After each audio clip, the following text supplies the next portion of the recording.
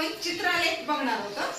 चित्रालेख म्हणजे चित्र आलेख, चित्राच्या रूपात तुम्हाला दाखवलेला आलेख, चित्राच्या रूपात तुम्हाला एक प्रकारचा आलेख दाखवलेला असतो, म्हणजे चित्राच्या रूपात माहिती दिलेली असते।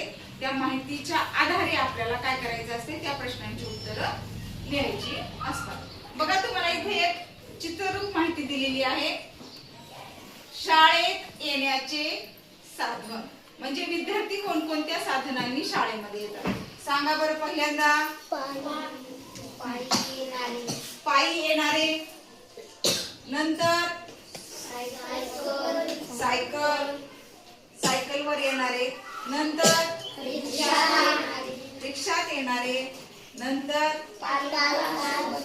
पालकासोबत येणार। आता पायी येणारे विद्यार्थी किती त्रिकोण काढलेले तिथं? 3। सायकलवर येणारे किती त्रिकोण काढलेले? 4। रिक्षाने येणारे किती त्रिकोण काढलेले? 6। आणि पालकांसोबत येणारे किती त्रिकोण काढलेले? 2। पण हे एक त्रिकोण म्हणजे काहीतरी इथं प्रमाण तुम्हाला बाजूला त्यांनी दिलेलं असतं, ते प्रमाण तुम्ही लक्षात घ्यायचं। प्रमाण जर लक्षात नाही घेतलं तर आपलं गणित पूर्णपणे चुकते। तर आपण बघूया प्रमाण काय दिलेलं आहे। बघा इकडं प्रमाण, त्रिकोणाचं एक चित्र म्हणजे किती विद्यार्थी आहेत? 50 विद्यार्थी। म्हणजे एक त्रिकोण म्हणजे 50 विद्यार्थी, 2 त्रिकोण म्हणजे 100 विद्यार्थी आणि 3 त्रिकोण म्हणजे 150 विद्यार्थी। असं प्रमाण ह्याचं आहे। आता तुम्हाला चित्र दिलेलं आहे, चित्राचं प्रमाण समजून सांगितलेलं आहे। या चित्राच्या आधारे आता आपल्याला प्रश्नांची उत्तरं सोडवायची। पहिला प्रश्न चला वाचा, कोण वाचते? वाच बघा। पायी येणारे विद्यार्थी।